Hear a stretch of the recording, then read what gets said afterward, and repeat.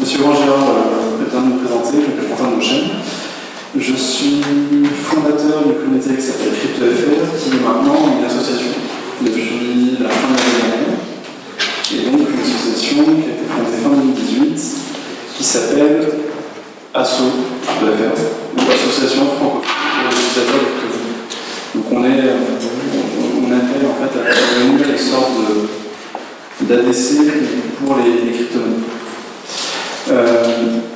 Malheureusement, je suis passé d'une nouvelle version de PowerPoint à une ancienne, ce qui fait que le slide est à moitié coupé sur vous devriez normalement lire issu de CryptoFR ou objectif, et les actions ne sont pas là.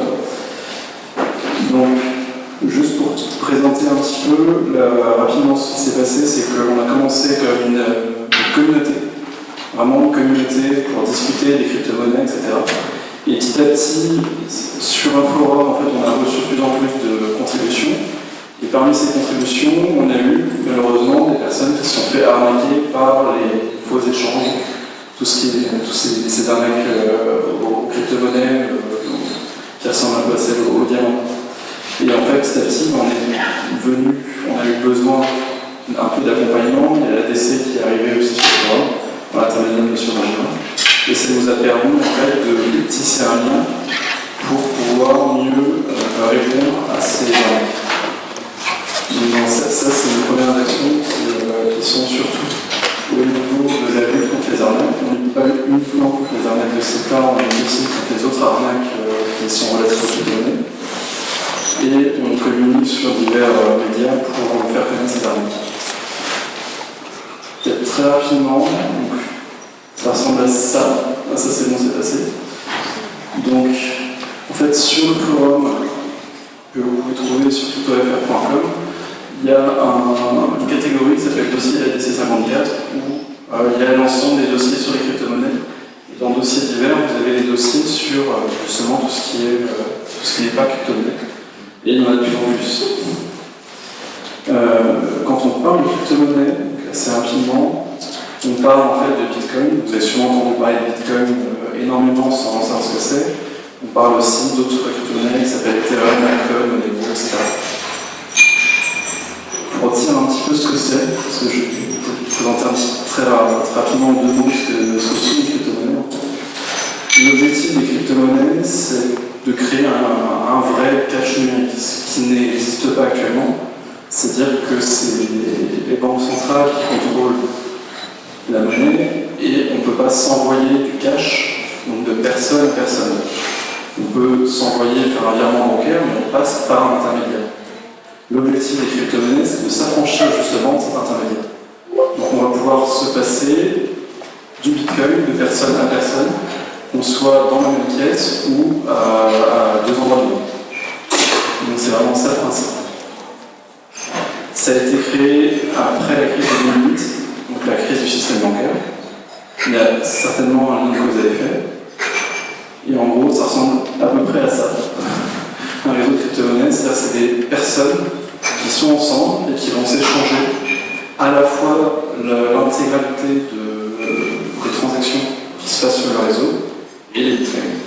Et c'est indépendant de tout système à la fois bancaire ou étatique. Pour faire une petite définition, il y a Jab qui est le créateur de Twitter, que vous connaissez peut-être. Twitter, ça fait partie d'un très gros réseau de réseaux sociaux, qui parle que en fait, Bitcoin c'est quelque chose de résilient, de principe, qui a des principes mathématiques et qui est natif à Internet. Donc c'est vraiment un système qui est fait pour Internet. Et si on présente, c'est un peu ça. Un réseau quand on parle de Bitcoin, c'est énormément de gens qui viennent de partout dans le monde, qui se sont connectés entre eux. Si on peut voir un petit rapport avec quelque chose que vous connaissez peut-être mieux, tout ce qui était système de téléchargement de fichiers un peu illégaux, enfin ou pas illégaux, ce qui est illégal c'est téléchargé apparemment, qui s'appelait BitTorrent ou BitTorrent, etc. En fait, c'est à peu près le même principe, c'est-à-dire que vous allez télécharger les uns chez les autres les fichiers, donc les vidéos, les derniers films, les dernières musiques, etc. Ici, en fait, vous allez télécharger les uns chez les autres l'ensemble des transactions qui ont été faites par l'autre. C'est pour ça qu'on parle de pair en pair. Alors là, c'était la petite slide sur attention. Il manque malheureusement une partie du texte. Donc, qu'est-ce que vous propose des arnaqueurs qui normalement n'existent pas sur les crypto-monnaies? Par exemple, les plateformes d'échange, là où vous pouvez vraiment acheter des bitcoins ou des crypto-monnaies, ne vous contacteront jamais pour investir. Si vous êtes contacté par quelqu'un qui vous dit investissez dans les crypto-monnaies, c'est une arnaque, ou pas l'arnaque. Les échanges ne vous contacteront jamais. Quelque chose que vous savez, parce que c'est un petit peu envoyé par les médias, etc. Les crypto-monnaies sont jeunes et donc volatiles. Les prix évoluent beaucoup vers le haut ou vers le bas. Si on vous promet un rendement de 5%, etc., enfin, un rendement qui est sûr, c'est faux. Déjà, un rendement qui est sûr de manière générale, c'est faux, ça n'existe pas. Mais un rendement sûr dans les crypto-monnaies, ce n'est pas possible. On ne sait pas ce que ça va devenir dans les années à venir. Le dernier point, un des derniers points qui est vraiment important aussi, c'est que vous devez toujours pouvoir retirer les cryptos sur votre compte personnel. Il y a quelque chose, un motto, on va dire, qui est souvent dit dans le milieu des crypto-monnaies, c'est soyez votre propre banque. En gros, je peux retirer et moi seul la possession des crypto-monnaies. Si je ne peux pas faire ça, c'est qu'il y a un problème. C'est que ça veut dire que l'échange n'a pas vraiment de crypto-monnaie, si elle ne peut pas vous les donner. Et le dernier point, c'est qu'il y a peu, mais vraiment très peu de vraies plateformes. On peut citer Coinos, qui sont des Français basés à Paris, ou Kraken, ou Bitstamp, ou Coinbase.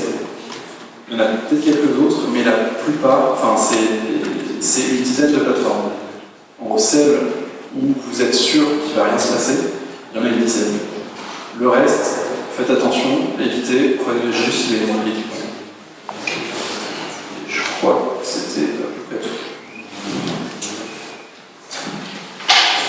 Merci pour les informations. J'ajouterais que c'est ce genre de promesses de sites internet, si on a un tout petit peu de recul et d'examen de ce qu'on nous montre,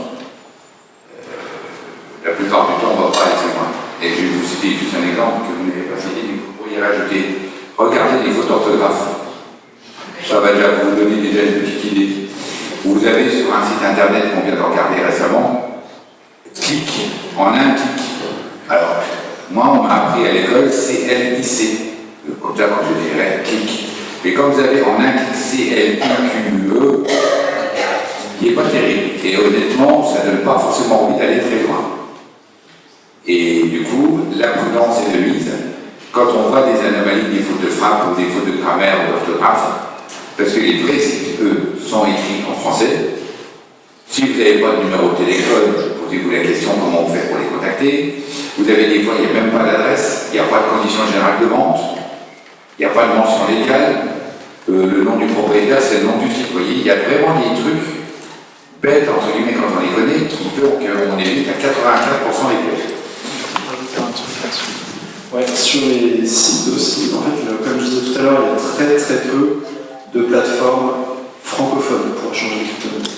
Il y en a très très peu. Ça veut dire que si vous tombez sur un vrai échange, la majorité n'ont pas de version française, et celles qui ont une version française ont au moins en langue l'anglais, le chinois, l'espagnol. C'est multilingue. C'est multilingue. Ouais. C'est-à-dire que si vous avez juste l'anglais et le français, c'est bizarre.